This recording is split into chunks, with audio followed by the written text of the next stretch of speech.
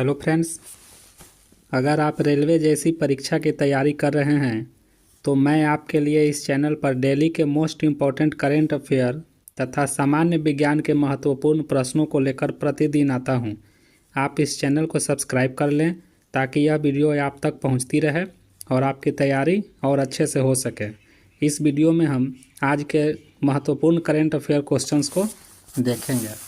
आज का पहला प्रश्न है, वर्ल्ड पल्स डे अर्थात विश्व दलहन दिवस हर साल किस तारीख को मनाया जाता है? यह मनाया जाता है दोस्तों 10 फरवरी। हाल ही में संपन्न दिल्ली विधानसभा चुनाव 2025 में किस पार्टी ने जीत दर्ज की है?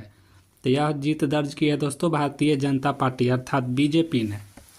अगर इसमें देखें, हाल ही में दिल्ली विधानसभा चुनाव 2025 के रिजल्ट्स आए हैं। इसमें भारतीय जनता पार्टी ने 70 में से 48 सीटों पर जीत हासिल की है।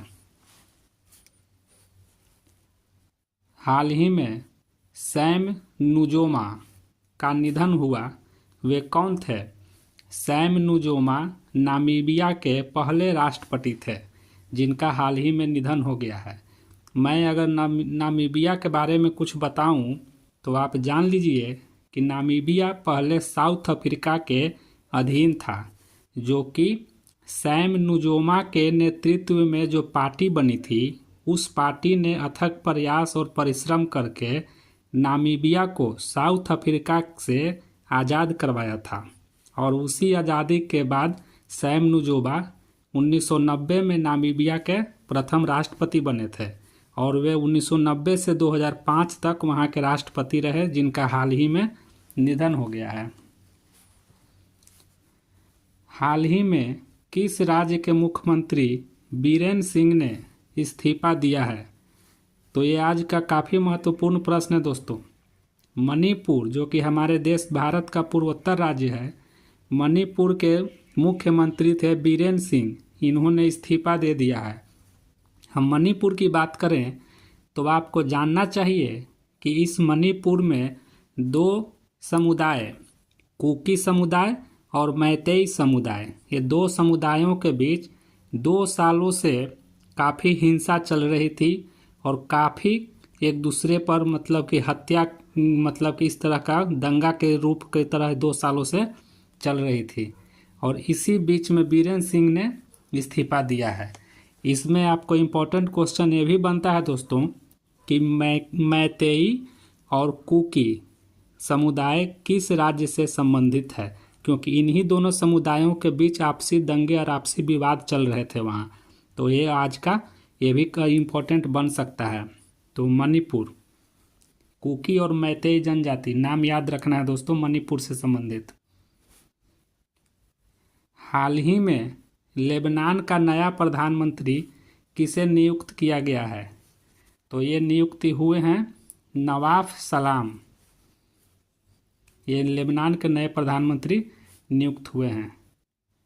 हाल ही में गोल्डन पीकॉक CSR अवार्ड, अगर हम यहाँ CSR का मतलब समझें तो कॉरपोरेट सोशल रिस्पॉन्सिबिलिटी अवार्ड किसे दिया गया है? तो यह दिया गया है कोल इंडिया लिमिटेड को।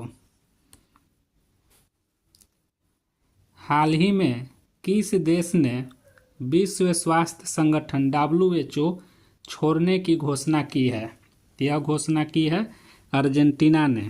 अर्जेंटीना का कहना यह है कि WHO में जो भी नीतियां चलती है वह हमारे देश के लिए उचित नहीं है। अतः इसी आधार पे अर्जेंटीना ने WHO को छोड़ दिया है। मैं आपको और बता दूं कि WHO में अमेरिका भी अपना हाथ पीछे खींच चुका है। अर्जेंटीना भी काफ़ी अच्छा खासा फंड डोनेट करता था WHO को। यह भी विश्व स्वास्थ्य संगठन WHO से पीछे हटने की घोषणा कर दी है। हाल ही में जारी global lead green building 2024 ranking में भारत की रैंक क्या है? इसमें भारत की रैंक है 3rd। हाल ही में शुरू हुआ संयुक्त सैन्य अभ्यास साइक्लोन 2025 किन दो देशों के बीच आयोजित किया जा रहा है? तो मैं बता दूं कि यह संयुक्त सैन्य अभ्यास साइक्लोन 2025 भारत और मिस्र के बीच आयोजित किया जा रहा है। यह आयोजन राजस्थान में किया जा रहा है। यह तीसरा संस्करण है दोस्तों, ये भी याद रखना है आपको। साइक्लोन 2025 का तीसरा संस्करण है जो भारत और मिस्र यानी भारत और इजिप्ट के बीच किया जा रहा है और राजस्थान में किया जा रहा है।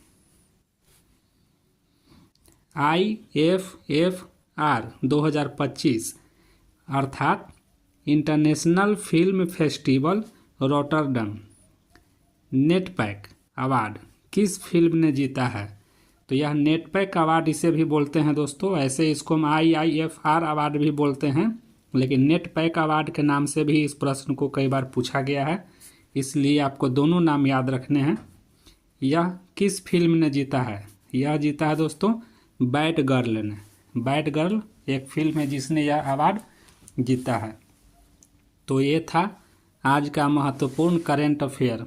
चैनल पर बने रहें ताकि इस तरह के प्रतिदिन के मोस्ट इम्पॉर्टेंट करेंट अफेयर आप तक पहुंचती रहे और आप अपनी तैयारी बेहतर ढंग से करते रहें। धन्यवाद।